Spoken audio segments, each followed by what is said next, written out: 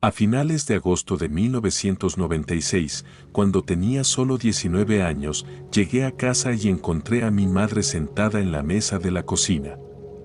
Había estado en una fiesta con mi entonces novia la noche anterior y, después de una de mis primeras experiencias reales con el alcohol, no me sentía muy bien. Entré por la puerta principal a una casa tan silenciosa que pensé que mi madre y mi hermana no estaban. Pero cuando entré a la cocina, vi a mi madre simplemente sentada allí, muy callada, con una copa de vino frente a ella. Fue tan inesperado, y yo estaba tan resacoso, que verla me hizo dar un pequeño salto.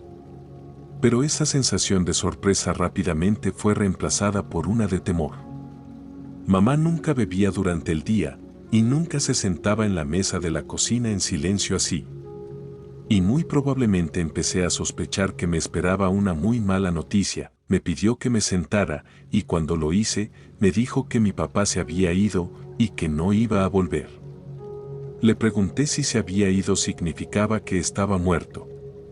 Cuando mamá negó con la cabeza y me dijo que no, que simplemente se había marchado, sentí un instante de alivio antes de hundirme en un mar de shock. Y cuando pude reaccionar, la llené de preguntas, preguntándole cómo lo sabía, a dónde había ido, cuándo se había marchado, y cosas así. Y la respuesta corta a todas ellas era que no lo sabía. Y cuanto más intentaba darme una respuesta concreta, más alterada se ponía. No la había advertido, no había dejado una nota, simplemente había hecho la maleta, subido a su coche, y se había marchado a quién sabe dónde. La conversación terminó con mi madre llorando y yo abrazándola mientras le decía que todo iba a estar bien. Pero, como por desgracia descubrí, las cosas no iban a estar bien. Durante los primeros 2 o 3 meses, nadie hablaba realmente de la partida de mi padre. Recibíamos llamadas y visitas rutinarias de familiares para ver cómo estábamos, pero las conversaciones se centraban en nuestro bienestar, no en por qué se había ido papá o si volvería. Cualquier cosa que tocara el misterio de toda la situación hacía que mamá se alterara tanto que no podía seguir hablando del tema, y mentiría si dijera que yo no sentía lo mismo. Pero luego, cuando el shock desapareció por completo, todo el dolor y la tristeza fueron reemplazados por una ardiente curiosidad, una que solo empeoró con el silencio deliberado y persistente de mi madre sobre el tema. No es que estuviera en negación ni nada, y cada persona vive el duelo de forma distinta, pero cada vez que mencionaba a mi padre, ella empezaba a llorar o se enfadaba muchísimo y gritaba cosas como, «No me hables de ese pedazo de basura. Está muerto para mí». Y no tuve más remedio que buscar respuestas en otra parte, y como sospechaba firmemente que mi madre me estaba ocultando algo, lo hice con gran intensidad. Mi primer paso fue contactar a uno de los amigos de mi padre. Su único amigo real, de hecho, quien pensé que era el más probable en saber dónde estaba. Papá era hijo único, y sus padres murieron antes de que él cumpliera 30. Pero él y su amigo Carl habían sido cercanos desde sus días en la universidad, incluso más tiempo del que conocía a mamá. Pensé que si alguien sabía dónde estaba mi padre, sería él. Pero cuando lo llamé, me dijo que esa era la primera vez que oía algo al respecto. No tenía idea de por qué mi padre se habría marchado, pero sí conocía algunos lugares a los que podría haber ido. Y uno de esos lugares era un pequeño pueblo en lo más salvaje del norte de Canadá llamado Wrigley. Logré descartar la posibilidad de que se hubiera quedado en Portland porque ya no iba a su trabajo. Luego probé en su ciudad natal, Lincoln City, pero por lo que pude averiguar, tampoco estaba allí. Solo entonces consideré viajar hasta Wrigley, el más lejano de los 3 posibles destinos, porque hacerlo significaba conducir durante 30 horas seguidas a través de algunas de las zonas más remotas del desierto canadiense. Y Carl me dijo que mi padre había pasado un verano allí durante sus años de universidad y que solía recordarlo con cariño. También había mencionado que quería volver algún día. Así que, según Carl, había una buena posibilidad de que, si había sufrido algún tipo de crisis de mediana edad, hubiera viajado hasta Wrigley, que está a poco más de 450 millas de la ciudad grande más cercana, tiene una población de alrededor de 100 personas, en su mayoría ciudadanos de las primeras naciones. Tiene una sola gasolinera, una clínica médica, y la oficina de la RCMP más cercana está a más de 200 millas. Es la definición misma de un pueblo pequeño. Pero para mí, eso era una buena noticia, porque no habría donde esconderse. Me advirtieron que no viajara en invierno, porque las temperaturas pueden llegar a los menos 60 grados allí, así que me aseguré de conducir en verano. Llegué a Digley el miércoles 22 de julio de 1998, después de 3 días de viaje desde Portland. El motel más cercano estaba a más de 100 millas, pero como solo planeaba quedarme en el pueblo unas 48 horas como máximo, pensé que podía dormir en el coche, lo que me llevó, sin querer, a mi primera parada en el pueblo. La gasolinera, la única gasolinera de Digley, estaba atendida por un hombre que recuerdo llamado Winston. Winston era un buen tipo, parecía tener entre 30 y 40 años, e hicimos algo de charla casual al principio. Me comentó lo raro que era ver forasteros por ahí, lo que me dio la oportunidad perfecta para preguntarle por mi padre, mostrándole la foto más reciente que tenía de él. Winston no lo reconoció en la foto más nueva, pero sí reconoció a alguien en la segunda foto que le mostré, la cual encontré entre las pocas pertenencias que mi padre había dejado atrás. En esa imagen aparecía una versión mucho más joven de mi padre, junto con una mujer de edad similar. Ambos estaban vestidos con ropa de senderismo y posaban a ambos lados de una gran roca, señalando lo que parecía ser una veta de mineral que atravesaba su centro. Winston la reconoció como la Roca del Cazador, un punto de referencia a unas 10 millas del pueblo. Había sido algo famosa en los años 80 porque unos geólogos habían llegado desde Vancouver para examinarla. Y las leyendas locales decían que era la lanza de algún cazador gigante ancestral que se había clavado en la tierra al fallar su objetivo. Eso dio lugar a rumores de que la Roca del Cazador era en realidad un meteorito que se había enterrado profundamente en la tierra tras caer del cielo. La llegada de los geólogos causó gran revuelo en el pueblo, pues mientras muchos estaban emocionados por conocer la verdad sobre el origen de la roca, otros creían que aplicar ese tipo de ciencia sería una falta de respeto a las creencias de sus antepasados. La roca resultó no ser un meteorito, ni la lanza gigante de un cazador titánico del pasado. Pero, curiosamente, los geólogos estimaron que se extendía profundamente bajo la tierra, potencialmente casi 1 milla. Y a menos que el área fuera en realidad un volcán extinto, no tenían ni idea de cómo había llegado allí. Digo todo esto porque me interesaba mucho saber por qué mi padre había visitado ese lugar. No recordaba que tuviera ningún interés en la geología, pero quizás solo pensó que sería algo que hacer mientras estaba en la zona. Después de que Winston me contara sobre la Roca del Cazador y yo le mostrara las fotos una vez más, comenzó a mirar fijamente a la chica de la segunda imagen. Me preguntó si sabía quién era, y cuando le dije que no, me pidió permiso para llevarse la foto atrás mientras hacía una llamada. Me dijo que, con un 80% de certeza, la chica en la fotografía era la misma que había desaparecido a principios de los años 70 cerca del Gran Lago del Oso. Dijo que había algunas personas con las que debería hablar para estar completamente seguro, pero que su rostro era sorprendentemente similar al de los carteles de personas desaparecidas que él había visto cuando era niño. Le pregunté entonces con quién debía hablar para confirmar y me dijo que debía visitar la oficina del gobierno local, que estaba dentro de la clínica del pueblo. Como había llegado muy tarde la tarde anterior, la oficina estaría cerrada hasta la mañana siguiente. Así que, después de que Winston me deseara suerte en la búsqueda de mi padre, di un paseo por el pueblo y luego regresé a mi coche. A la mañana siguiente, fui a la gasolinera por café y desayuno. Charlé un poco con Winston y luego me dirigí a la clínica.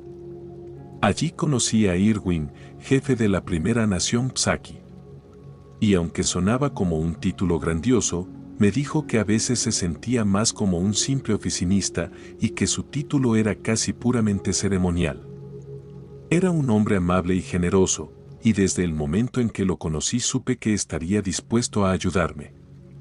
Pero, por desgracia, el jefe Irwin tenía malas noticias que contarme. El jefe, que trabajaba en una oficina del tamaño de un armario, me dio una cálida bienvenida y al suponer que era un turista, se ofreció a responder cualquier pregunta que tuviera.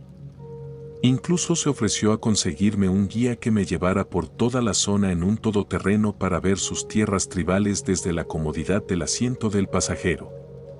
Pero cuando le conté mi historia, que estaba buscando a mi padre, su rostro cambió.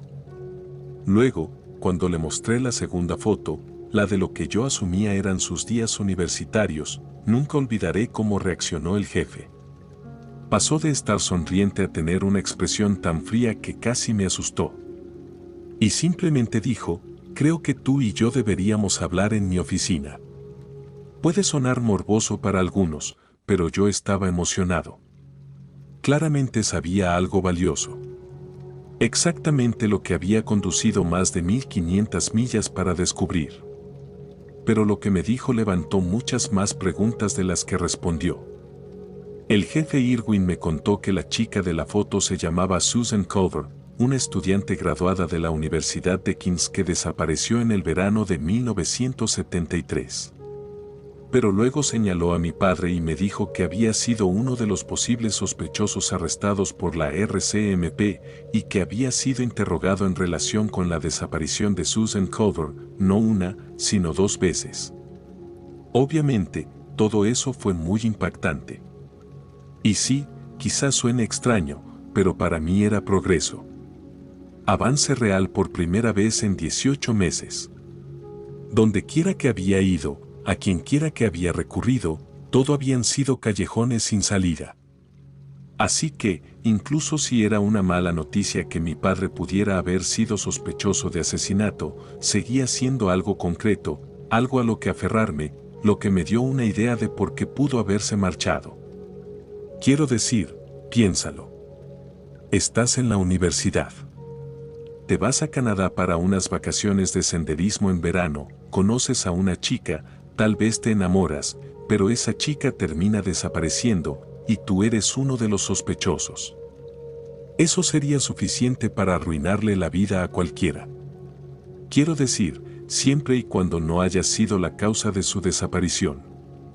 Así que, en ese punto, parecía muy probable que papá hubiera hecho una especie de peregrinación tardía de regreso a Wrigley para obtener respuestas sobre la chica que había amado y perdido. Ese último punto, de alguna manera, volvía a la razón por la que yo sospechaba tanto que mamá me ocultaba algo. Estaba tan molesta, luego tan enfadada con papá, y eso me hizo pensar que ella sabía algo sobre esa chica, Susan, y que la repentina desaparición de mi padre podría estar conectada con la de ella. El jefe Irwin me contó que los restos de Susan Culver nunca fueron encontrados, por lo que nadie había sido acusado en relación con su desaparición. Pero también mencionó que su última ubicación conocida estaba en las fauces del Gran Lago del Oso, en lo que las tribus llaman las Tierras Agú. Y fue allí donde los montañeses encontraron su campamento, totalmente abandonado, pero también totalmente intacto. Miró detenidamente la foto más reciente de mi padre antes de decirme que no lo había visto. Pero el jefe también se apresuró a añadir que, si papá se había dirigido directamente hacia la Roca del Cazador, no había razón real para detenerse en el pueblo, especialmente si era un lugar que guardaba los malos recuerdos de su arresto. Si realmente quería buscar a la chica desaparecida, o incluso si solo quería rendirle homenaje al lugar donde la vieron con vida por última vez, tenía sentido que hubiera ido directamente hasta el Gran Lago del Oso. Al menos si realmente estaba allí en Canadá, y no en otro lugar por completo, y el único problema era llegar allí. Desde Wrigley, eran unas 200 millas de viaje hasta un lugar llamado Delene. Y si no tenías un buen 4x4, lo cual obviamente yo no tenía, entonces no valía la pena intentar el recorrido. Pero incluso si lo tuviera, aún tendría que enfrentar una caminata de 30 millas por los pantanos, entre todo tipo de porquerías y mosquitos. Sí, Todavía los hay allá arriba, hasta el lugar donde se encontró el campamento de Susan Culver. Podía pasar por el proceso de alquilar un 4x4, conducir hasta Delene, luego caminar 3 días a través de un terreno infernal, y todo podría acabar siendo en vano. Claro, consideré todo eso como una causa muy noble. No había literalmente nada más importante para mí que intentar encontrar a mi padre y, potencialmente, traerlo a casa. Pero como ocurre con cualquier gran esfuerzo, el espíritu estaba dispuesto, aunque la carne era débil. Y en mi caso, mi cuenta bancaria era aún más débil. Simplemente no podía permitirme extender mi estadía unos días más, ya había tomado una semana libre en el trabajo y había gastado un montón de dinero en gasolina, moteles y comida de carretera. Era o rendirme, o llamar a mamá y rogarle que me transfiriera algo de dinero. Luego tendría que llamar al trabajo y arriesgarme a que me despidieran después de suplicar unos días extra, cuando ya había puesto a mi jefe en aprietos al pedir una semana libre con tan poco aviso. Y rendirme y tal vez volver más tarde parecía lo más lógico. Estar allí, en los territorios del noroeste, me hacía sentir que estaba cerca. ¿Sabes lo que quiero decir? Tan cerca que casi podía sentirlo allí conmigo, de alguna manera. Luego, cuanto más lo pensaba, más me daba cuenta de que no había vuelta atrás. No, a menos que quisiera vivir con el arrepentimiento de no haber hecho nada por el resto de mi maldita vida. Pero lo que realmente selló mi decisión fue cuando el jefe Irwin me dijo que en Delene había una oficina de la RCMP, y que ese era el lugar donde habían interrogado a mi padre después de que su amiga Susan desapareciera. Allí tendrían los registros, los informes escritos, todo lo que necesitaba para obtener más información sobre lo que le había pasado a ella y a mi papá, y con eso en mente, llamé al trabajo y luego llamé a mi madre. Conseguir más tiempo libre fue fácil, porque fui honesto con mi jefe y le conté lo que estaba haciendo. Mi padre se había ido. Estábamos preocupados por él. Así que yo estaba fuera, buscándolo, con la esperanza de traerlo de regreso a casa y, quién sabe, tal vez incluso salvarle la vida también.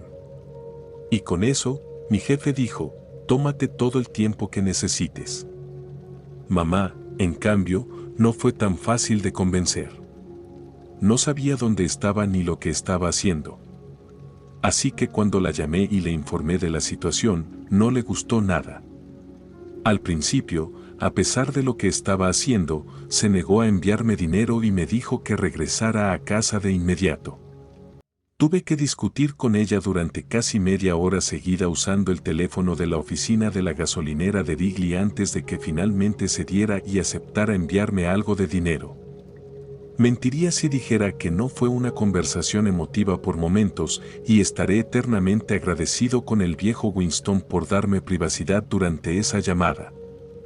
Fue, posiblemente, una de las más intensas de mi vida. También le debo otra a Winston, una aún mayor, porque fue él quien aceptó llevarme hasta Delene, cerca del Gran Lago del Oso, a cambio de nada más que dinero para la gasolina. Y supongo que ya estaba bastante involucrado en mi pequeña historia para entonces, especialmente después de que le conté lo que había averiguado con el jefe Irwin. Pero antes de salir al día siguiente, me dijo que no me seguiría hasta los pantanos. Le dije que no lo esperaba y que ni siquiera estaba 100% decidido a ir tan lejos de todos modos. Pero entonces dijo algo que recordaré hasta el día en que muera.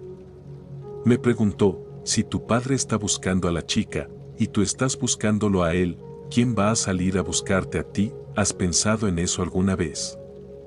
Y recuerdo esas palabras. Y no lo había hecho. Ni siquiera había pensado un segundo en eso. Pero cuando lo hice, en los momentos después de que Winston me lo preguntara, me recorrió un escalofrío hasta los huesos. Durante el viaje a Delene al día siguiente, Winston logró convencerme por completo de no caminar más de 30 millas dentro de los pantanos. Si mi padre estaba allá afuera, y no se había vuelto completamente loco, al menos tendría algo de equipo básico para acampar, mientras que yo ni siquiera tenía una tienda de campaña, ni suficiente comida, ni el calzado adecuado para atravesar 30 millas de terreno pantanoso y volver. Así que, siendo realistas, no había forma de ir tras mi padre a las tierras Agú. Pero lo que sí podía hacer era presentarme en la oficina de la RCMP en Delene, contarles la situación de mi padre y dejarles mis datos de contacto para que pudieran comunicarse conmigo si había algún avistamiento. Y tal vez, solo tal vez, alguien allí pudiera contarme más sobre por qué mi padre había sido arrestado en relación con la desaparición de su amiga. Nos tomó unas 5 horas llegar a Delene. Y cuando llegamos, Winston nos llevó directamente a la oficina de la RCMP, que por suerte estaba justo al lado de una tienda de comestibles. Dijo que nos compraría refrescos y algo caliente para comer. Y entonces entré solo a la oficina. La oficina era solo una pequeña recepción con una habitación más grande detrás. Y después de mirar por la puerta abierta, intercambié saludos con un joven montañés de uniforme rojo. El agente Jacobs, que tenía más o menos mi edad, parecía muy dispuesto a ayudarme. Pero cuando se dio cuenta de que tenía algo más que una simple consulta, me pidió que esperara mientras llamaba por radio al único otro montañés en Delene, un hombre llamado Mackenzie, no su nombre real. Y pronto se entendería por qué Mackenzie, considerablemente mayor que su joven compañero, parecía mucho más preparado para ayudar con consultas de carácter histórico, y me ayudó. Al principio fue un poco frío conmigo, pero después de contarle toda la historia de la búsqueda de mi padre, se ablandó lo suficiente como para hablar. Mackenzie recordaba el incidente que involucraba a Susan Culver y a mi padre, porque había sido un joven agente allá por los años 70 durante la investigación. Recordaba a mi padre regresando solo a Delene. Recordaba que fue él quien reportó la desaparición de Susan. Y también recordaba que, después de la primera ronda de interrogatorios, los montañeses básicamente no tuvieron más opción que considerarlo sospechoso. Mackenzie no estuvo presente en ninguno de los interrogatorios. Así que todo lo que sabía era que, de alguna manera, mi padre se había implicado a sí mismo. Pero eso era todo lo que sabía. Tenían todos los archivos y reportes en el lugar, pero Mackenzie dijo que no podía compartirlos sin la autorización adecuada, y que eso solo podía lograrse tras una larga solicitud de información pública. Si me mostraba los archivos, podría perder su trabajo. Y como él mismo dijo, no había trabajado casi 30 años solo para perder su pensión por un pequeño error como ese. Fue frustrante, pero también, de alguna manera, catártico. Esperaba que tal vez me mostraran los archivos en una sala trasera o algo así, pero supongo que eso era solo un deseo ingenuo de mi parte. Presentar una solicitud oficial podría tomar meses, pero para mí era solo otro paso en lo que ya había sido un largo viaje para encontrar a mi padre. Llevaba buscándolo unos 18 meses en ese punto, y claro que podía esperar un poco más. Y aunque había viajado tanto, sabía que no me iría a casa con las manos vacías. Mackenzie y el agente Jacobs prometieron estar atentos por si veían a mi padre, y también prometieron llamarme si escuchaban o veían algo allá afuera, en las fauces del oso. Y con eso me refiero a los pantanos donde desapareció Susan Culver. Antes de irme, Mackenzie me preguntó cuáles eran mis planes. Le dije que regresaría a Wrigley y probablemente pasaría otra noche durmiendo en mi coche antes de volver al sur por la mañana. Me deseó suerte y le di las gracias, y luego salí afuera para encontrarme con Winston junto a su camioneta. Nos recogió unos sándwiches, y luego, mientras volvíamos a Wrigley, le conté todo lo que los montados me habían dicho. Winston dijo que había estado rezando por mí, esperando que consiguiera esas cintas de entrevista más pronto que tarde. No diría que soy una persona religiosa, ni de lejos, pero a veces, solo a veces, creo que las oraciones de Winston llegaron a oídos de alguien. Porque esa noche, mientras intentaba descansar lo más posible antes de mi viaje de regreso al sur, me desperté al escuchar que alguien tocaba el cristal de la ventana de mi coche. Entonces, cuando miré afuera y vi una chaqueta roja distintiva, me di cuenta de quién era. Era Mackenzie, el montado de Delaney. Levanté mi asiento, abrí la puerta del coche y me preguntó si podía sentarse en el asiento del pasajero y le dije, claro. Luego, cuando se subió, recuerdo que metió la mano en el bolsillo y sacó una cinta de casete con una etiqueta garabateada. No pude leerla de inmediato. Tenía la luz interior apagada para no agotar la batería del coche y quedarme varado allí, pero tenía la fuerte sensación de que era algo muy específico, algo que definitivamente no debería estar mostrándome. Mackenzie me dijo que encendiera el reproductor de cintas del coche, y así lo hice. Y luego, después de que deslizó la cinta en la ranura, se confirmaron mis sospechas. Era la cinta con la primera entrevista de mi padre, la de antes de que fuera arrestado. Como no se le consideraba sospechoso durante la primera entrevista policial, mi padre fue muy abierto con cierta información. Y resultó que él y Susie, como la llamaba, estaban acampando cerca de los pantanos cuando Susie se levantó en la noche para ir a orinar fuera de la tienda. Después de que la salida de Sus lo despertara, mi padre simplemente se dio la vuelta e intentó volver a dormirse. Pero solo unos segundos después, escuchó a Susan Colbert gritar. Papá dijo que se apresuró a ponerse las botas, agarró una linterna, y luego salió corriendo en la noche para ver qué había asustado tanto a Susan, y que, según él, fue entonces cuando los vio. Uno de los montados que lo entrevistaban le preguntó a mi padre quiénes eran ellos, y mi padre respondió diciendo que si se lo decía, pensarían que estaba loco. Luego, papá dijo algo sobre cómo, si hubiera sabido que ellos estaban allí, él y Susie no se habrían acercado a ese lugar. Ni en 1.000.000 de años. Uno de los montados luego le preguntó a mi padre a dónde se habían llevado a Susan Colbert. Y papá dijo que no lo sabía. Pero donde quiera que fuera, sabía que probablemente Susie estaba muerta. Tenía que estarlo, porque no había manera de que pudiera sobrevivir a lo que le estaban haciendo. De nuevo, uno de los montados preguntó quiénes eran ellos, y papá estalló. Le preguntó a uno de ellos, ¿cómo es que ustedes no saben? Ustedes viven aquí, y otras cosas que sonaban totalmente desquiciadas. No es de extrañar que los montados asumieran que había asesinado a Susan Colbert, porque realmente sonaba completamente fuera de sí. Los montados hicieron algunas preguntas más, pero con cada respuesta, mi padre se ponía cada vez más alterado. No sabía por qué no lo habían llevado a él también. No habían visto a nadie siguiéndolos en los días previos. Y no podía explicar por qué no había ni una gota de sangre de Susan en ningún lado, a pesar de que mi padre afirmaba que la estaban atacando violentamente. Después de eso, los montados anunciaron que daban por terminada la entrevista y la cinta se detuvo. Cuando le pregunté a Mackenzie si había traído la segunda cinta, negó con la cabeza y me dijo que no valía la pena escucharla.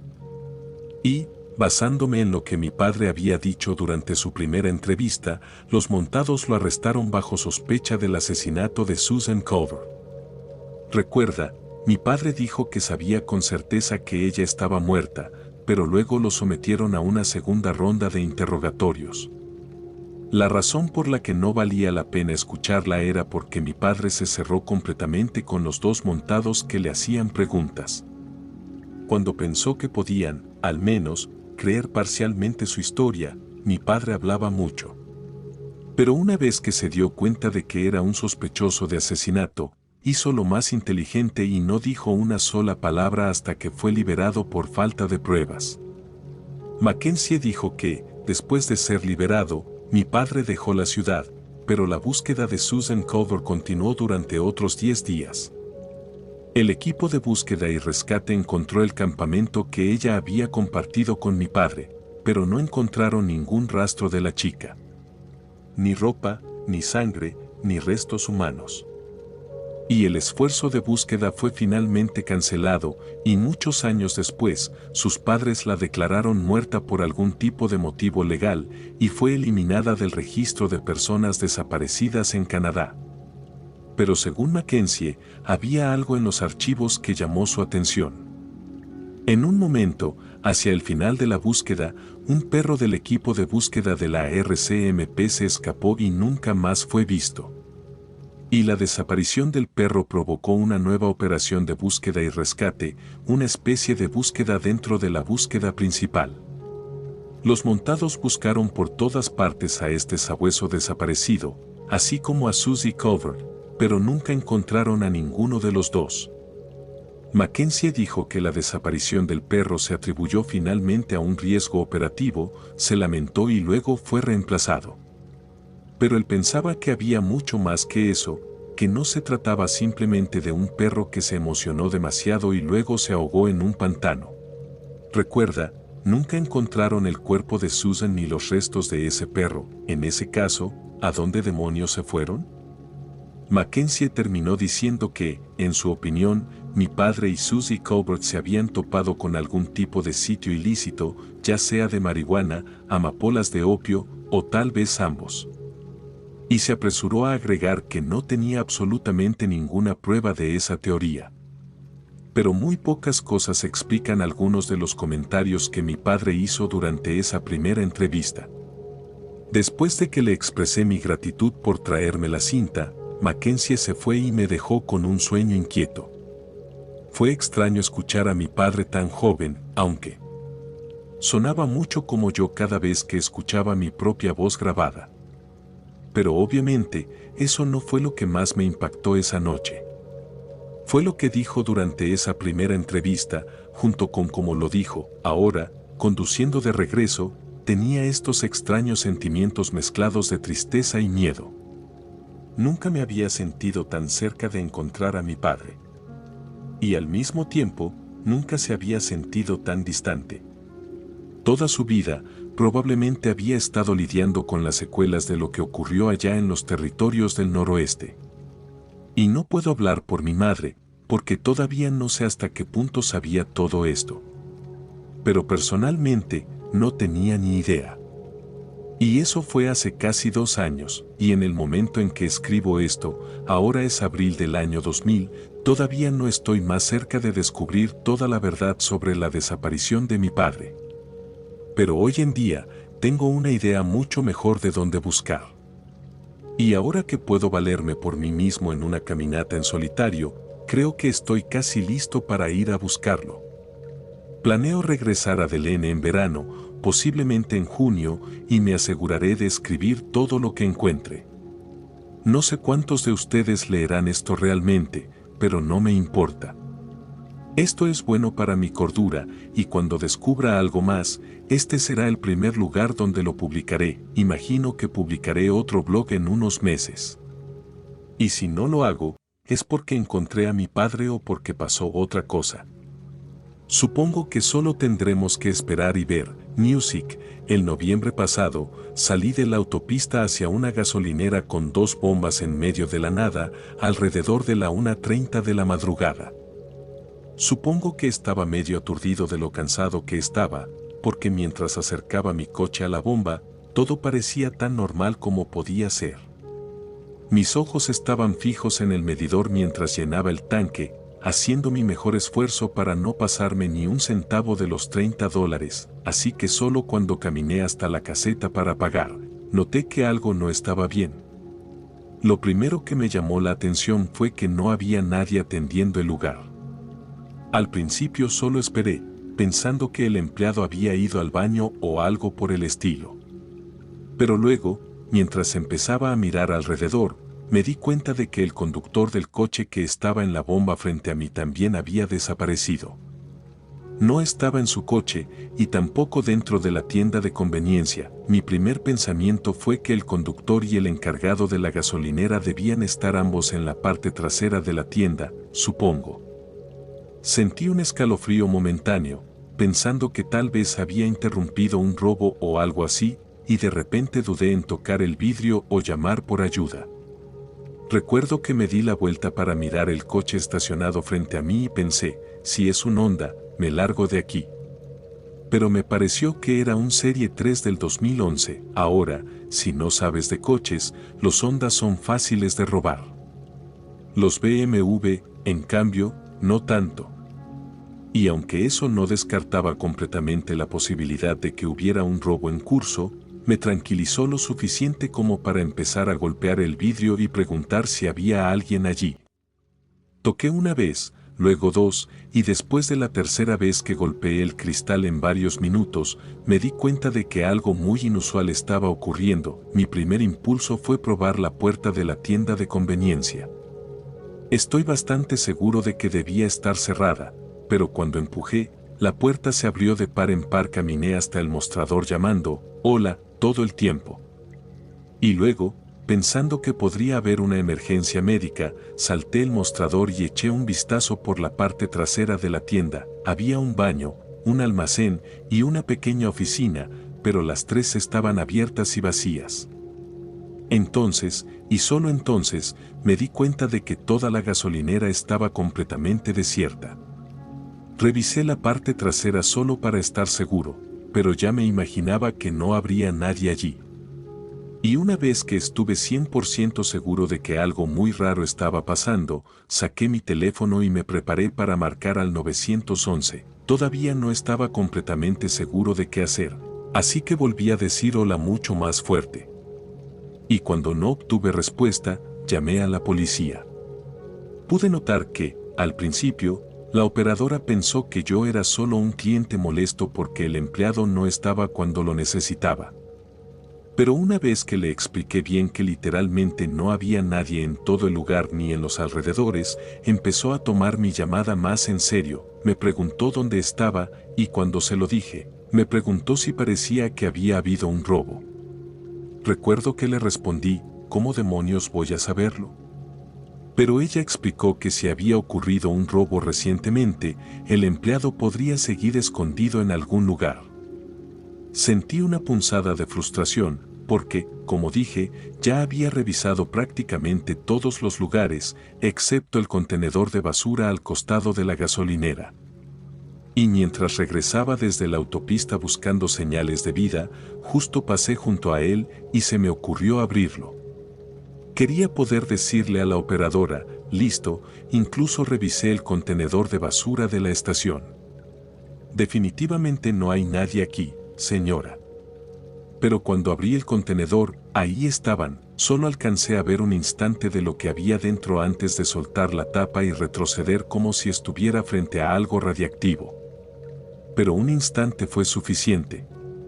Había dos cuerpos allí dentro, todos doblados, con manchas oscuras por toda la ropa, y uno de ellos, casi con seguridad, llevaba un uniforme de gasolinera. Recuerdo haber dicho algo como, «Oh, Jesús. Oh, Dios mío», caminando de un lado a otro, alejándome del contenedor en un estado de shock total, con la operadora en mi oído. «Señor, señor, dígame qué está pasando, señor». Y le dije, «Están en el contenedor». Jesús, Cristo, están en el maldito contenedor. La policía llegó en unos 10 o 15 minutos. Y para entonces, yo ya había corrido casi hasta la autopista para vomitar todo el contenido de mi estómago. Recordé eso de preservar la integridad de la escena del crimen, así que en medio del pánico total, terminé vomitando mientras corría, y tuve que aguantar el vómito en la boca unos segundos antes de soltar aún más cerca de la carretera. Después de eso, caminé de un lado a otro dándole a mi vape hasta que vi un coche de policía acercándose hacia mí por la autopista. Y luego, después de hablar con uno de los oficiales durante unos minutos, me dijo que era libre de irme. Busqué todo en internet en cuanto tuve la oportunidad más tarde. Pero aunque encontré un montón de noticias sobre un miembro del público, el que les habla, encontrando unos cuerpos en una gasolinera, no había nada que explicara cómo o por qué esas dos personas habían sido asesinadas. Desde entonces, siempre he sido extremadamente cuidadoso al conducir de noche. En el sentido de que vigilo muy de cerca el indicador de gasolina y trato de evitar cualquier parada nocturna, pero también, si una gasolinera se ve demasiado tranquila, la evito por completo y sigo hasta la siguiente. Music, sin duda, el mayor escándalo que jamás golpeó a mi pequeño pueblo en Arkansas fue cuando, un verano, una chica de 9º grado terminó en el hospital después de ser atacada mientras caminaba a casa desde la escuela. Quien la atacó no solo la golpeó brutalmente, la violó hasta el punto de que necesitó cirugía real para reparar el daño. El médico que realizó la operación rompió en llanto durante la conferencia de prensa posterior. Su trabajo era dar la buena noticia de que la cirugía había sido exitosa y que su vida había sido salvada. Y aún así, rompió en lágrimas. Obviamente, la siguiente fase fue intentar encontrar al tipo que lo hizo. La memoria de la víctima sobre el incidente era confusa y no pudo dar una descripción detallada de su agresor. Así que todo el pueblo cayó en un estado total de paranoia tratando de averiguar quién era. La policía estatal llevaba la investigación, mientras que los agentes locales iban de puerta en puerta o visitaban las escuelas para pedir información. Fue un tiempo muy intenso. Nunca habíamos conocido nada igual. Aquí, si alguien recibe una multa por exceso de velocidad, es de lo único que se habla durante semanas, preguntándose a dónde iba o de quién huía. Así que pasar de un crimen menor a uno atroz fue algo realmente impactante. Todos rezaban para que el atacante fuera encontrado y que lo fuera rápido. Y entonces, de la nada, un pastor local entró en la habitación de su hijo de 17 años y le disparó en la cabeza a quemarropa. Fue su esposa, la madre del chico, quien llamó al sheriff, y todavía estaba allí gritando como una loca cuando los agentes llegaron para arrestarlo. El pastor no se resistió. Simplemente dejó que los agentes lo esposaran, y luego caminó con ellos hasta la patrulla y se fue. En la comisaría, el hombre hizo una confesión completa. Les contó toda la cadena de eventos también. Él y su hijo habían estado hablando y tuvieron una discusión. El pastor luego bajó las escaleras, sacó una pistola de su caja fuerte, subió de nuevo y le disparó. Les dijo qué arma usó, el calibre de la bala, todo, excepto por qué lo hizo. Los agentes le preguntaron una y otra vez sobre qué discutieron y por qué fue tan grave que el pastor sintió que tenía que dispararle después. Pero sin importar cuántas veces preguntaran, ni cómo reformularan la pregunta o lanzaran conjeturas, el pastor nunca dijo que lo provocó. Simplemente repitió que lo hizo y pidió que lo llevaran a la cárcel. Oficialmente, nadie sabe por qué el pastor mató a su hijo poco más de una semana después de que esa chica de 9º grado terminara en el hospital. Pero, extraoficialmente, todos sabemos por qué. Y es la razón por la que el atacante de la chica nunca fue atrapado. Lo único que realmente sigue siendo un misterio para todos es cómo el pastor se enteró. Porque fuera de una confesión directa, es difícil imaginar cómo un padre podría descubrir algo así de su propia sangre. Hay mucha especulación por aquí. Algo de ella es de buena fe, y otra parte, no tanto.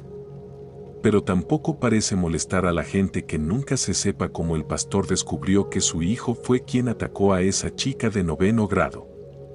Porque, como sea que haya ocurrido, algunas personas por aquí piensan firmemente que el pastor hizo lo correcto al acabar con su hijo, Music, el jueves 16 de abril de 1987. La niña de 4 años, Morena Childress, jugaba con sus juguetes en el patio delantero de su casa. Marina vivía en Union City, Tennessee, con su madre de 22 años, Pamela Bailey, junto con su padrastro, Johnny, y su medio hermano de 4 meses, Damon. También estaba en la casa ese día su hermanastro de 7 años, Jerry, quien permaneció allí hasta que su madre lo recogió alrededor de las 3 de la tarde. A eso de las 3:30 de la tarde, mientras Marina aún jugaba en el patio delantero, su madre lavaba los platos mientras la observaba a través de la gran ventana de la cocina. Pam bajó la mirada por unos segundos, fregando y enjuagando algunos platos, hasta que escuchó el chirrido y deslizamiento de los neumáticos de un coche proveniente de la calle. Alzó la vista y vio un vehículo rojo con placas de Kentucky acelerando por la calle y alejándose de su casa. Al principio, Pam simplemente negó con la cabeza y volvió a su tarea. Sin embargo, segundos después, fue golpeada por una realización aterradora. Volvió a mirar por la ventana.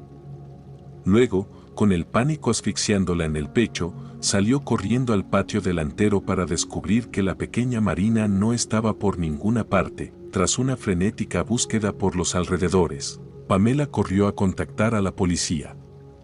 Estaba completamente convencida de que su hija de 4 años acababa de ser secuestrada por alguien que conducía un coche rojo con placas de Kentucky, específicas del condado de McCracken, en el extremo oeste del estado. La policía parece haber asumido que, dado que Marina estaba sentada en el sofá del hombre o en su mesa de cocina, no podría haber estado presente en la casa.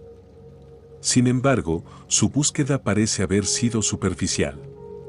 El conductor podría haber drogado a Marina para mantenerla callada antes de esconderla en un lugar muy discreto. Alternativamente, podría haber entregado a Marina a un cómplice en las horas entre huir de su casa y regresar al McCracken County, al otro lado de la línea estatal de Kentucky y Tennessee.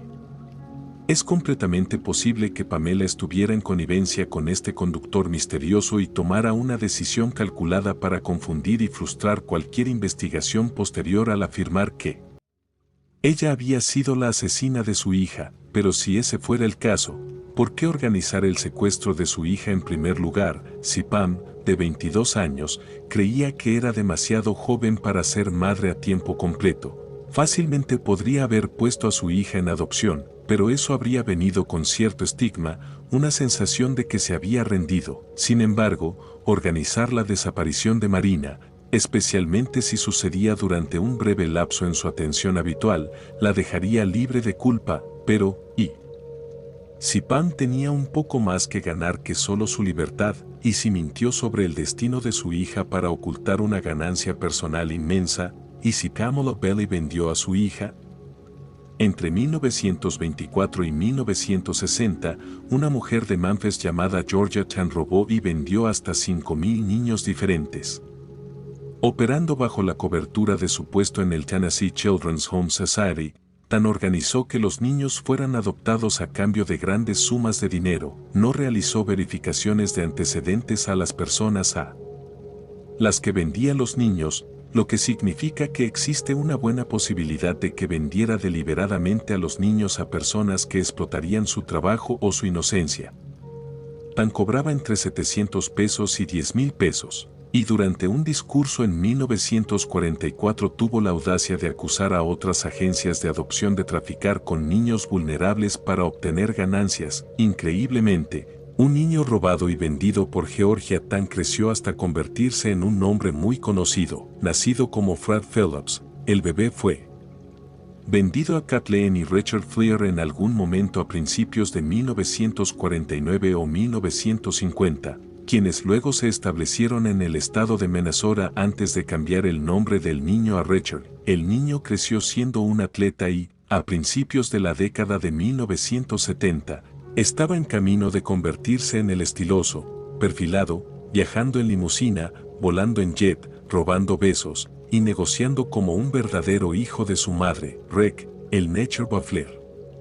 El punto es que incluso algunas de las figuras públicas más queridas de Estados Unidos alguna vez fueron compradas y vendidas cuando eran niños. Tristemente, Georgia Tan murió de cáncer de útero 3 días antes de que el Estado presentara cargos en su contra y, por lo tanto, escapó de la justicia, pero no hay evidencia de que la red que ella operaba haya sido efectivamente desmantelada. Se estima que Georgia Tan ganó alrededor de 120,000 pesos con la venta de niños huérfanos, lo que en el dinero actual equivale a casi $1.20 millones. Una industria tan rentable no desaparece de la noche a la mañana, y parece demasiada coincidencia que la operación de tráfico de Tan y la misteriosa desaparición de Marina ocurrieran en el mismo estado exacto.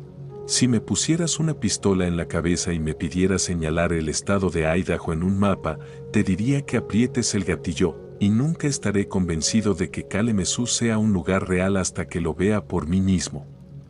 Ahora, mi punto es que mi conocimiento geográfico de lugares lejanos tampoco es tan bueno, así que permíteme explicar dónde está Estonia y de qué se trata todo esto, y para decirlo muy simplemente, Estonia está situada en la axila de Rusia. No es tanto la parte de la axila lo que lo hace tan malo, porque si Estonia estuviera situada en la axila de Margot Robbie, creo que sería fantástico, pero en cambio, estamos en la axila de Rusia, con la pequeña Letonia al sur y la extraña Finlandia al norte. Son unos bichos raros y lo saben. No te preocupes por señalarlos, somos un pueblo reservado, independiente y amante de la naturaleza. Y con eso quiero decir que somos un grupo de solitarios emocionalmente distantes que aman las largas caminatas donde bebemos vodka y nos quejamos del clima. Los estonios somos tan malos para hablar de nuestros sentimientos que si te preguntara, ¿cómo estás?, y respondieras, estoy bien, gracias, consideraría eso una conversación profunda y de corazón a corazón. Como si me hubieras mostrado toda tu alma. Si Estonia suena como un lugar extraño, entonces mi trabajo está hecho, porque es un lugar extraño, siempre ha sido un lugar extraño, porque tienes que ser raro si quieres sobrevivir, especialmente cuando eres un país diminuto atrapado entre los dos titanes de Europa y Asia, pero, por lo que entiendo, las cosas se volvieron aún más raras cuando los comunistas tomaron el poder. Estonia fue comunista desde la década de 1940 hasta 1991, e hicimos todo lo posible por resistir a los rusos, pero eran demasiados. La noticia devastó a la comunidad. Durante meses, Union City había estado aferrándose a la esperanza de que Marina pudiera estar viva en algún lugar, quizás secuestrada pero con vida. Sin embargo, el descubrimiento del cuerpo puso fin a cualquier ilusión. El funeral de Marina se llevó a cabo unos días después, con cientos de residentes asistiendo para rendir homenaje a la pequeña. El pastor local habló de esperanza, justicia y del valor de una comunidad unida frente a la tragedia, pero muchos en el público apenas podían contener su rabia. En los días siguientes, los rumores comenzaron a extenderse como fuego. Algunos decían que la policía tenía pistas concretas sobre el conductor del automóvil rojo, otros aseguraban que el sospechoso había sido detenido en Kentucky, pero el Union City Police Department negó cualquier progreso real. Las semanas se convirtieron en meses, y luego en años, y el caso de Morena Childress se fue enfriando poco a poco. Sin embargo, en 1990, un hombre llamado David Ramey fue arrestado en McCracken County, Kentucky, por secuestro e intento de agresión a una niña de 6 años. Cuando la policía revisó su historial, descubrieron que poseía un vehículo rojo similar al descrito en el secuestro de Marina. Los investigadores de Tennessee reabrieron el caso. Viajaron a Kentucky y entrevistaron a Ramey durante varias horas. Aunque él negó cualquier implicación, los detectives notaron inconsistencias en su historia y su comportamiento nervioso durante el interrogatorio. Desafortunadamente, no había evidencia física que lo vinculara directamente con el secuestro y asesinato de Morena Childress. El tiempo y el agua habían borrado cualquier pista que pudiera haber quedado en el cuerpo o en la escena. Por lo tanto, aunque muchos en la policía creían firmemente que Ramey era el responsable, nunca pudieron probarlo. El caso permaneció oficialmente sin resolver. Años después, cuando Ramey fue condenado por otro crimen similar, muchos residentes de Union City sintieron que finalmente se había hecho justicia, aunque de manera indirecta, a menudo, en pequeños pueblos como el nuestro. Los recuerdos de tragedias como esta no desaparecen nunca del todo. Cada vez que alguien ve un automóvil rojo con placas de Kentucky pasando lentamente por la calle, todavía hay un escalofrío que recorre el cuerpo. Y cada primavera, cuando los niños salen a jugar al frente de sus casas, las madres los observan con una vigilancia silenciosa desde las ventanas. Igual que lo hizo Pamela Bailey aquel día de abril de 1987, solo unas horas antes de que todo cambiara para siempre, la policía parece haber asumido que, dado que Marina estaba sentada en el sofá del hombre o en su mesa de cocina, no podría haber estado presente en la casa. Sin embargo, su búsqueda parece haber sido superficial. El conductor podría haber drogado a Marina para mantenerla callada antes de esconderla en un lugar muy discreto. Alternativamente, podría haber entregado a Marina a un cómplice en las horas entre huir de su casa y regresar al McCracken County, al otro lado de la línea estatal de Kentucky y Tennessee. Es completamente posible que Pamela estuviera en connivencia con este conductor misterioso y tomara una decisión calculada para confundir y frustrar cualquier investigación posterior al afirmar que ella había sido la asesina de su hija, pero si ese fuera el caso, ¿por qué organizar el secuestro de su hija en primer lugar, si Pam, de 22 años, creía que era demasiado joven para ser madre a tiempo completo? Fácilmente podría haber puesto a su hija en adopción, pero eso habría venido con cierto estigma, una sensación de que se había rendido. Sin embargo, organizar la desaparición de Marina, especialmente si sucedía durante un breve lapso en su atención habitual, la dejaría libre de culpa, pero, ¿y si Pam tenía un poco más que ganar que solo su libertad, y si mintió sobre el destino de su hija para ocultar una ganancia personal inmensa, y si Pamela Belli vendió a su hija? Entre 1924 y 1960, una mujer de Memphis llamada Georgia Tan robó y vendió hasta 5.000 niños diferentes.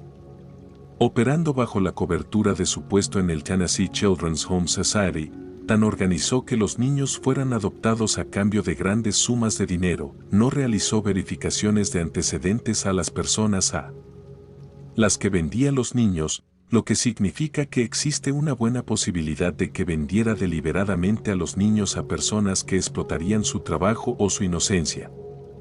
Tan cobraba entre 700 pesos y 10,000 pesos. Y durante un discurso en 1944 tuvo la audacia de acusar a otras agencias de adopción de traficar con niños vulnerables para obtener ganancias. Increíblemente, un niño robado y vendido por Georgia Tan creció hasta convertirse en un nombre muy conocido. Nacido como Fred Phillips, el bebé fue vendido a Kathleen y Richard Fleer en algún momento a principios de 1949 o 1950. Quienes luego se establecieron en el estado de Minnesota antes de cambiar el nombre del niño a Richard. El niño creció siendo un atleta y, a principios de la década de 1970, estaba en camino de convertirse en el estiloso, perfilado, viajando en limusina, volando en jet, robando besos, y negociando como un verdadero hijo de su madre, Rec, el Nature Buffler. El punto es que incluso algunas de las figuras públicas más queridas de Estados Unidos alguna vez fueron compradas y vendidas cuando eran niños. Tristemente, Georgia Tan murió de cáncer de útero 3 días antes de que el Estado presentara cargos en su contra y, por lo tanto, escapó de la justicia, pero no hay evidencia de que la red que ella operaba haya sido efectivamente desmantelada. Se estima que Georgia Tan ganó alrededor de 120,000 pesos con la venta de niños huérfanos, lo que en el dinero actual equivale a casi $1.20 millones. Una industria tan rentable no desaparece de la noche a la mañana, y parece demasiada coincidencia que la operación de tráfico de Tan y la misteriosa desaparición de Marina ocurrieran en el mismo estado exacto. Tiene muy poco sentido que Pam Belli trabajara en connivencia con el conductor del automóvil rojo solo para luego denunciarlo rápidamente a la policía, pero, ¿y si el conductor fuera un señuelo bien colocado, empleado como parte de una vasta red histórica de tráfico humano que ha existido durante 100 años? ¿Y si ella se sintiera tan culpable y fuera tan consciente del mal que acecha en las sombras de nuestra sociedad que su último regalo para su hijo de 12 años fuera un sueño eterno sin pesadillas? Music. Mi nombre es Marco y te escribo desde Estonia. Tenemos una ciudad realmente extraña aquí llamada Karda, donde ocurrieron muchas cosas raras y aterradoras en los años 80, y creo que a tus espectadores les interesaría escuchar sobre eso. No espero que muchos de tus oyentes estadounidenses sepan dónde está Estonia, pero eso no es para burlarme de ustedes. Como dicen, si me pusieras una pistola en la cabeza y me pidieras señalar el estado de Idaho en un mapa, te diría que aprietes el gatillo. Y nunca estaré convencido de que Kalamazoo sea un lugar real hasta que lo vea por mí mismo. Ahora, mi punto es que mi conocimiento geográfico de lugares lejanos tampoco es tan bueno, así que permíteme explicar dónde está Estonia y de qué se trata todo esto, y para decirlo muy simplemente, Estonia está situada en la axila de Rusia. No es tanto la parte de la axila lo que lo hace tan malo, porque si Estonia estuviera situada en la axila de Margot Robbie, creo que sería fantástico, pero en cambio, estamos en la axila de Rusia, con la pequeña Letonia al sur y la extraña Finlandia al norte. Son unos bichos raros y lo saben. No te preocupes por señalarlos. Si me pusieras una pistola en la cabeza y me pidieras señalar el estado de Idaho en un mapa, te diría que aprietes el gatillo, y nunca estaré convencido de que Kalamazoo sea un lugar real hasta que lo vea por mí mismo.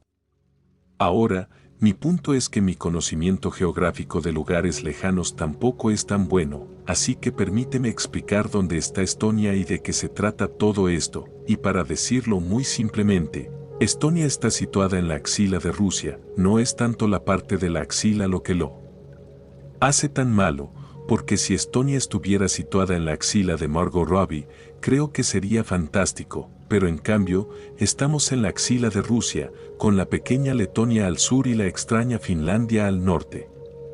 Son unos bichos raros y lo saben. No te preocupes por señalarlos, somos un pueblo reservado, independiente y amante de la naturaleza. Y con eso quiero decir que somos un grupo de solitarios emocionalmente distantes que aman las largas caminatas donde bebemos vodka y nos quejamos del clima. Los estonios somos tan malos para hablar de nuestros sentimientos que si te preguntara, ¿cómo estás?, y respondieras, estoy bien, gracias, consideraría eso una conversación profunda y de corazón a corazón. Como si me hubieras mostrado toda tu alma. Si Estonia suena como un lugar extraño, entonces mi trabajo está hecho, porque es un lugar extraño, siempre ha sido un lugar extraño, porque tienes que ser raro si quieres sobrevivir, especialmente cuando eres un país diminuto atrapado entre los dos titanes de Europa y Asia, pero, por lo que entiendo, las cosas se volvieron aún más raras cuando los comunistas tomaron el poder. Estonia fue comunista desde la década de 1940 hasta 1991, e hicimos todo lo posible por resistir a los rusos, pero eran demasiados. La noticia devastó a la comunidad. Durante meses, Union City había estado aferrándose a la esperanza de que Marina pudiera estar viva en algún lugar, quizás secuestrada pero con vida. Sin embargo, el descubrimiento del cuerpo puso fin a cualquier ilusión. El funeral de Marina se llevó a cabo unos días después, con cientos de residentes asistiendo para rendir homenaje a la pequeña.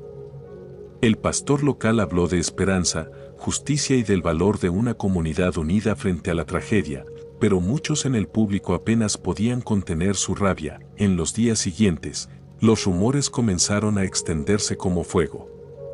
Algunos decían que la policía tenía pistas concretas sobre el conductor del automóvil rojo, otros aseguraban que el sospechoso había sido detenido en Kentucky, pero el Union City Police Department negó cualquier progreso real.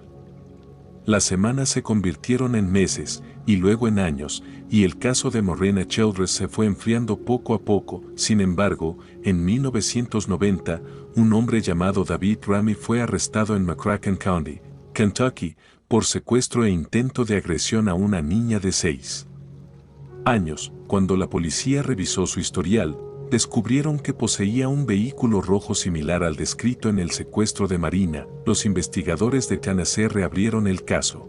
Viajaron a Kentucky y entrevistaron a Ramey durante varias horas. Aunque él negó cualquier implicación, los detectives notaron inconsistencias en su historia y su comportamiento nervioso durante el interrogatorio. Desafortunadamente, no había evidencia física que lo vinculara directamente con el secuestro y asesinato de Morena Childress. El tiempo y el agua habían borrado cualquier pista que pudiera haber quedado en el cuerpo o en la escena. Por lo tanto, aunque muchos en la policía creían firmemente que Ramey era el responsable, nunca pudieron probarlo. El caso permaneció oficialmente sin resolver. Años después, cuando Ramey fue condenado por otro crimen similar, muchos residentes de Union City sintieron que finalmente se había hecho justicia, aunque de manera indirecta, a menudo, en pequeños pueblos como el nuestro. Los recuerdos de tragedias como esta no desaparecen nunca del todo. Cada vez que alguien ve un automóvil rojo con placas de Kentucky pasando lentamente por la calle, todavía hay un escalofrío que recorre el cuerpo. Y cada primavera, Cuando los niños salen a jugar al frente de sus casas, las madres los observan con una vigilancia silenciosa desde las ventanas. Igual que lo hizo Pamela Bailey aquel día de abril de 1987, solo unas horas antes de que todo cambiara para siempre, la policía parece haber asumido que, dado que Marina estaba sentada en el sofá del hombre o en su mesa de cocina, no podría haber estado presente en la casa. Sin embargo, su búsqueda parece haber sido superficial. El conductor podría haber drogado a Marina para mantenerla callada antes de esconderla en un lugar muy discreto. Alternativamente, podría haber entregado a Marina a un cómplice en las horas entre huir de su casa y regresar al McCracken County, al otro lado de la línea estatal de Kentucky y Tennessee. Es completamente posible que Pamela estuviera en connivencia con este conductor misterioso y tomara una decisión calculada para confundir y frustrar cualquier investigación posterior al afirmar que ella había sido la asesina de su hija, pero si ese fuera el caso, ¿por qué organizar el secuestro de su hija en primer lugar, si Pam, de 22 años, creía que era demasiado joven para ser madre a tiempo completo?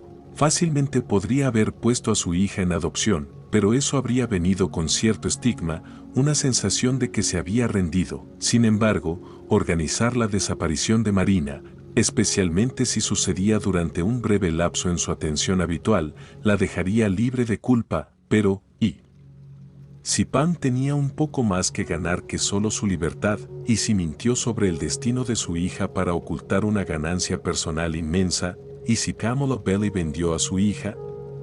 Entre 1924 y 1960, una mujer de Memphis llamada Georgia Tan robó y vendió hasta 5,000 niños diferentes.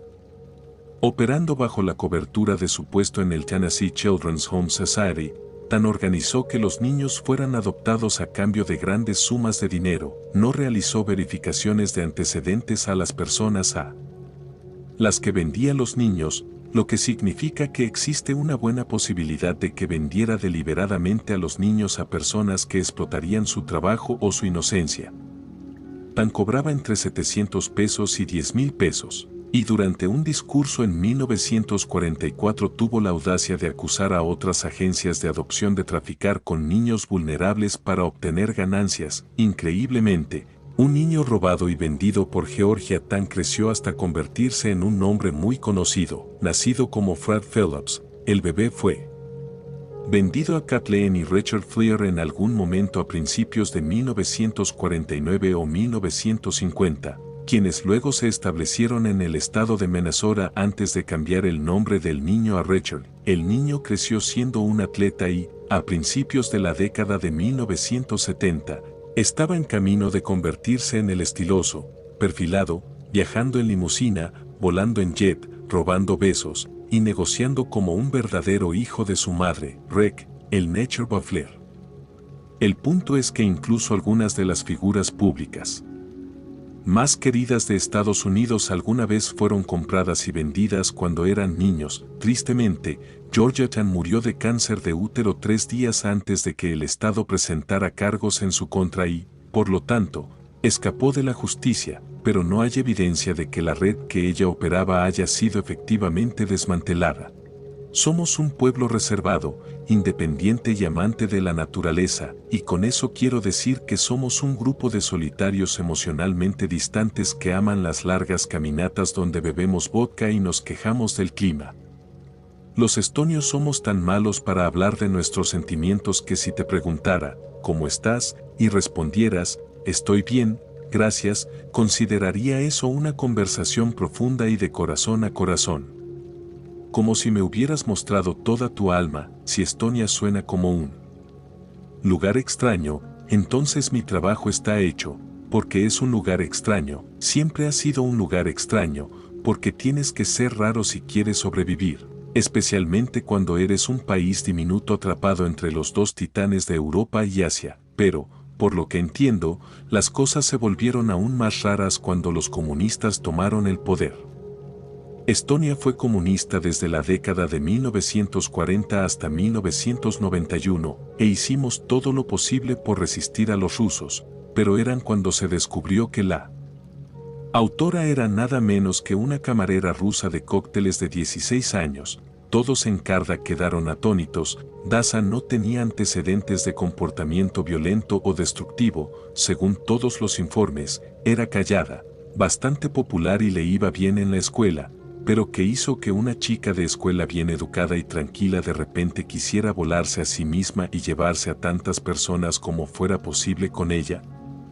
La policía todavía estaba tratando de averiguar qué demonios había pasado. Cuando, solo 2 días después, un trabajador ruso de un barco pesquero giró su coche hacia una fila de niños de escuela, todos esperando el autobús para ir a clases. Estaba completamente borracho a las 7:30 de la mañana y los testigos dijeron que parecía que giró deliberadamente hacia los niños después de pisar el acelerador. El borracho debió haberse desmayado después de chocar contra una pared porque se quedó en su asiento del conductor hasta que la policía llegó para sacarlo de allí, pero cuando lo hicieron, se estaba riendo, todos lo vieron, también la policía, los médicos, todos los miembros del público corriendo tratando de salvar la vida de los niños. Todos lo vieron claramente porque cuando el borracho vio lo que había hecho, empezó a reírse tan fuerte que habrías pensado que estaba a punto de hacerse pis encima. Mientras lo arrastraban al coche patrulla, el borracho gritaba a Odin, 2, 3, 4, que son los números rusos del 1 al 4, estaba contando el número de niños que había golpeado y que no se movían ni lloraban ni gritaban, estaba contando a los que estaban muertos. Como puedes imaginar, los residentes de Karda estaban en estado de shock. En solo 3 días tuvieron la explosión del restaurante, luego los 4 niños de escuela muertos y muchos más heridos, y la clínica médica local estaba completamente llena. Así que muchos de los niños tuvieron que ser llevados al continente para recibir tratamiento adecuado. Fue tan impactante para la gente que casi se sintió como si hubiera comenzado una guerra, se sintió como si estuviéramos siendo atacados por alguna fuerza desconocida del exterior, pero después del incidente con los niños, la gente se decía a sí misma, en típico estilo estonio, bueno, ahora las cosas no pueden empeorar, así que de aquí solo se puede subir.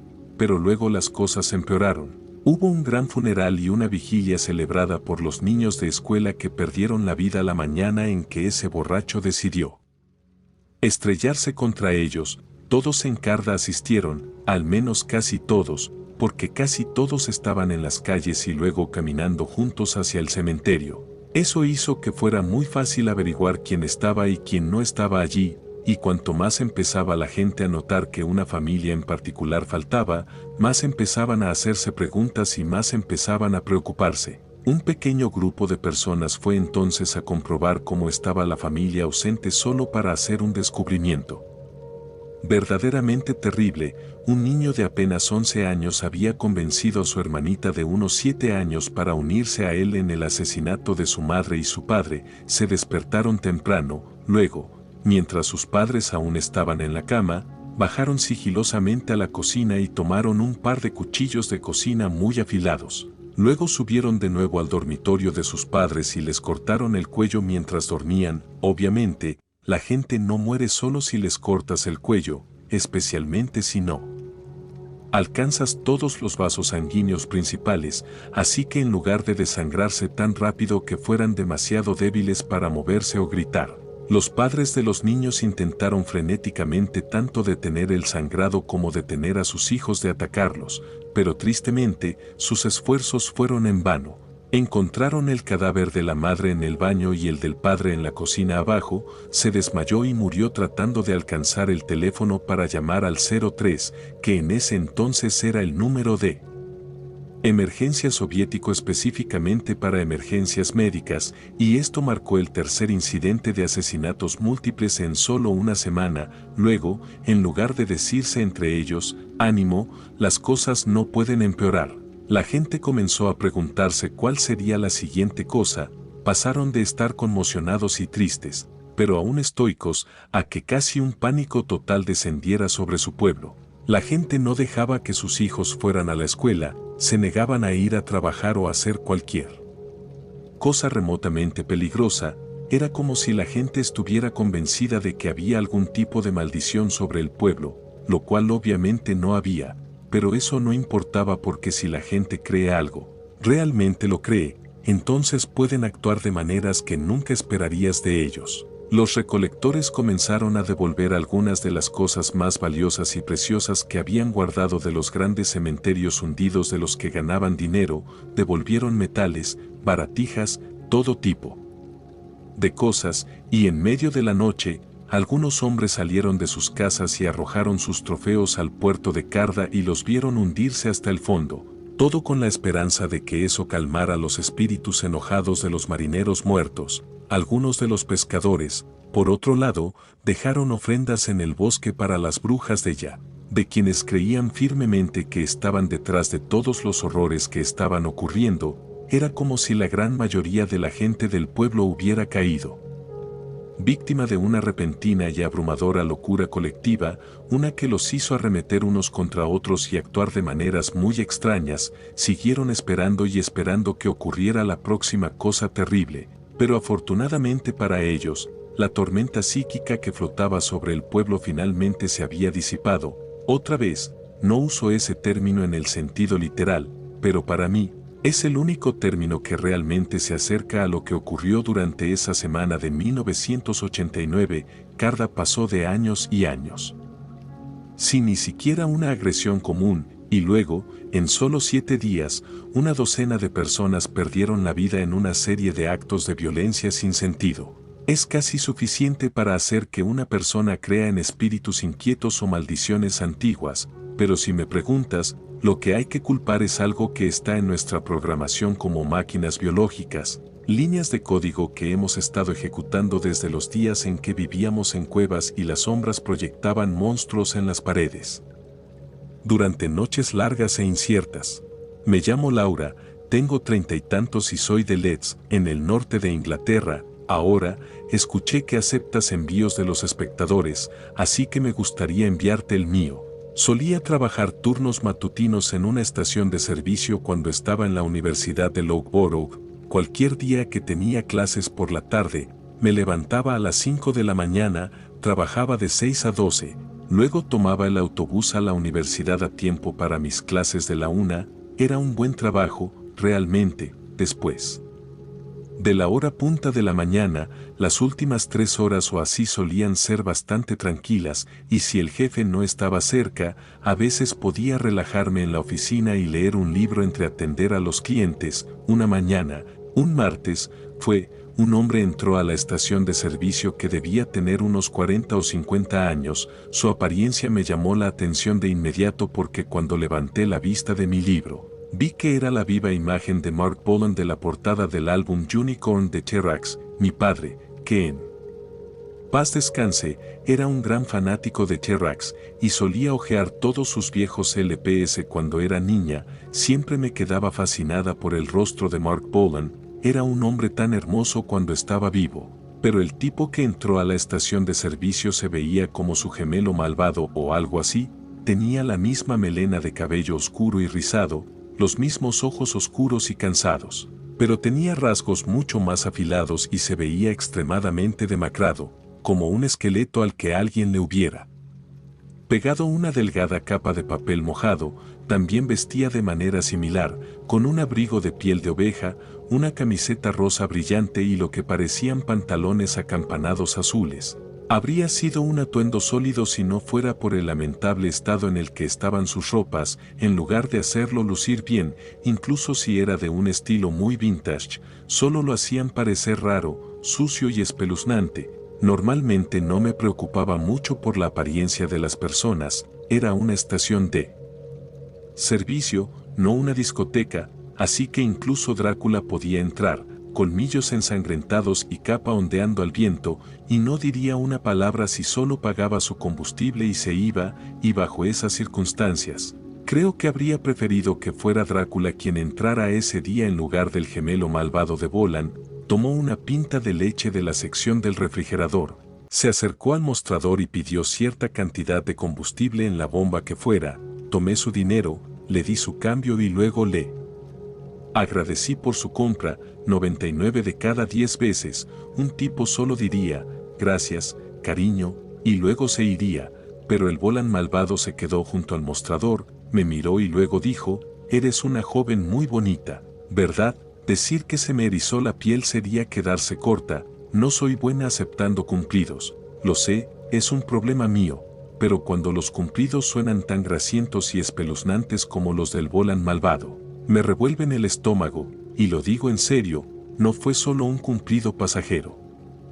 Mientras salía, alargó mucho el muy antes de bonita, como eres una joven muy bonita, ¿verdad? Y el verdad, sonó todo agudo, como si hablara con una niña o algo así, y entiendo que había una gran diferencia de edad entre nosotros, pero yo era una mujer adulta, no una niña, incluso en aquel entonces sabía que no debía contestarle a un extraño así, no vale la pena el riesgo. Así que en lugar de ser descarada con él, le dije, gracias, de manera educada pero muy reservada, y luego me aparté del mostrador para que pareciera que tenía trabajo que hacer en el almacén.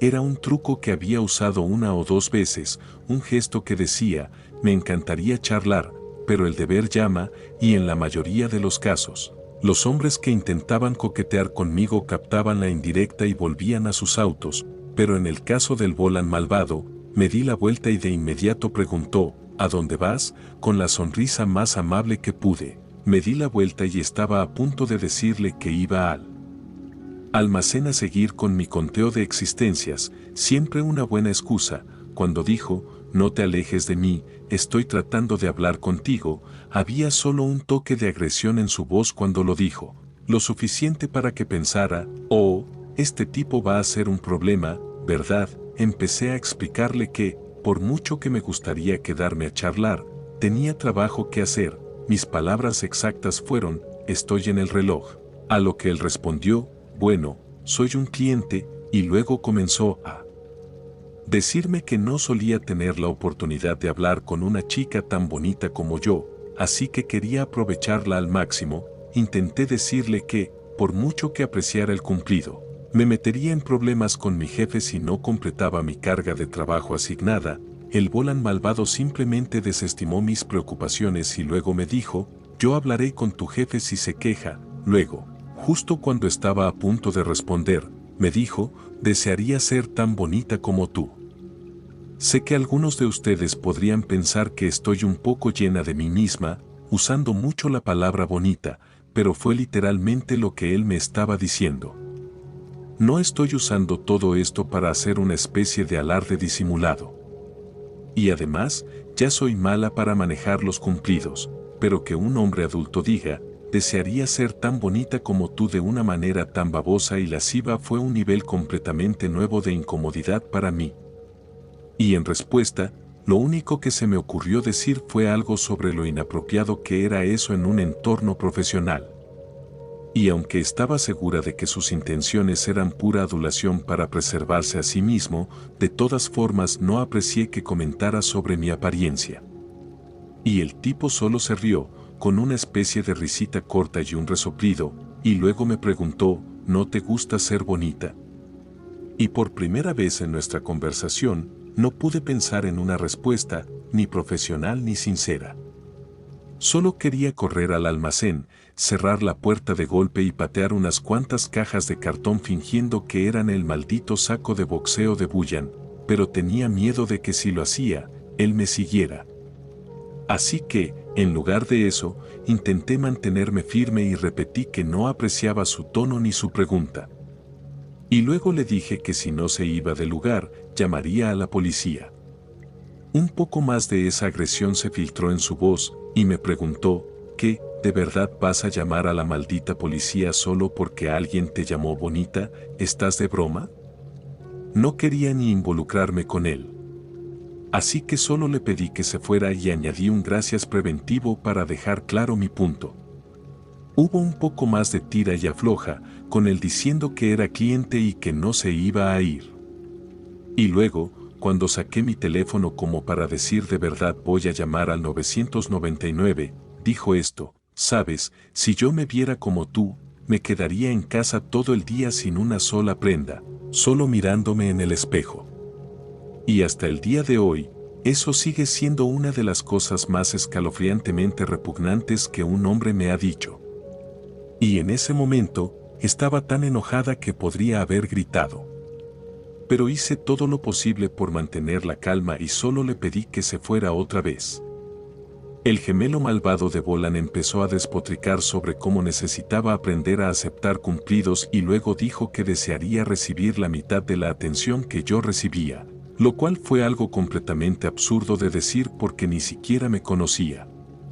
Seguí pidiéndole que se fuera una y otra vez, asumiendo que era solo cuestión de tiempo antes de que se cansara y se marchara. Pero seguía y seguía y seguía.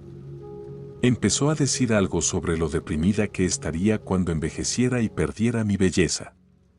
Como, una vez que me la quitaran, no sería más que una patética, indeseable pérdida de oxígeno y terminaría metiendo la cabeza en un horno. Ese tipo estaba completamente loco, y ese comentario me empujó aún más cerca del límite de simplemente estallar y gritarle, pero rechiné los dientes y repetí por enésima vez que debía irse. Y fue entonces cuando dijo, si no quieres la atención, si no te gusta ser bonita, entonces puedo hacer que no seas tan bonita si quieres. Y la amenaza me silenció de inmediato, pero no me paralizó. Y justo después de que dijo eso, marqué en mi teléfono a la policía y pedí que me comunicaran con ellos.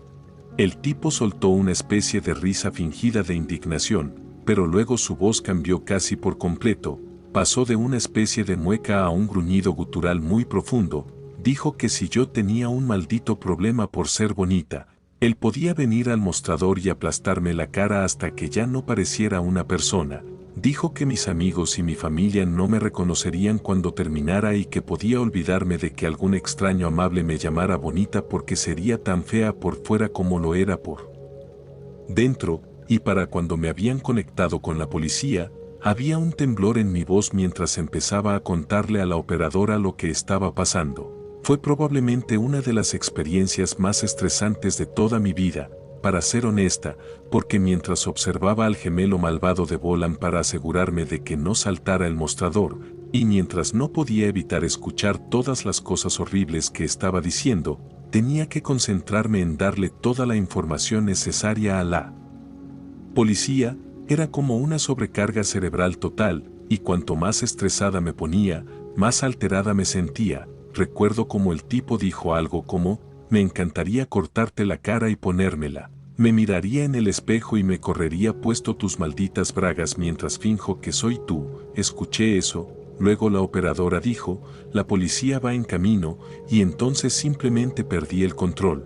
Empecé a gritarle a ese tipo, diciéndole que la policía estaba en camino, que lo iban a arrestar si no se largaba mientras todavía tenía la oportunidad, y solo entonces comenzó a dirigirse hacia la puerta, pero mientras lo hacía, soltó un montón de cosas sobre cómo volvería al día siguiente para darme una lección de modales y todo ese montón de cosas que nunca cumplió. Gracias a Dios, la policía llegó en cuestión de minutos. Les mostré las imágenes del CCTV y tan pronto como lo hice, uno de los oficiales reconoció instantáneamente al hombre que me había estado acosando, dijo que su nombre era Charles o Chas, pero que a veces le decía a la gente que se llamaba Alexi Boy, y le dije que él no me había dicho su nombre, simplemente se había vuelto loco cuando no me reí ni hice una reverencia cuando me dio un cumplido. Y aparentemente esto era algo que Chas hacía mucho. Según uno de los policías, la policía de Lester ya había recibido varias quejas sobre el hábito de Chas de acosar a mujeres solas, especialmente a las que estaban trabajando y no podían simplemente alejarse de él. Era como su cosa, y según uno de los oficiales, estaba a solo unas semanas de ser arrestado y acusado. Todavía estaban esperando recibir la autorización del CPS, pero cuando la tuvieran, Chas probablemente iría a prisión por unos meses como mínimo. No podría haber pedido un mejor resultado, y creo que realmente cumplieron con lo que dijeron porque nunca volví a ver a ese Chas, ni en la estación de gasolina, ni en la ciudad, en ningún lugar. No sé el nombre completo del tipo, así que nunca he podido buscarlo para averiguar cuánto tiempo realmente estuvo preso, si es que lo estuvo, pero el hecho de que nunca más lo vi cerca del garaje fue un buen indicador de que finalmente obtuvo lo que merecía.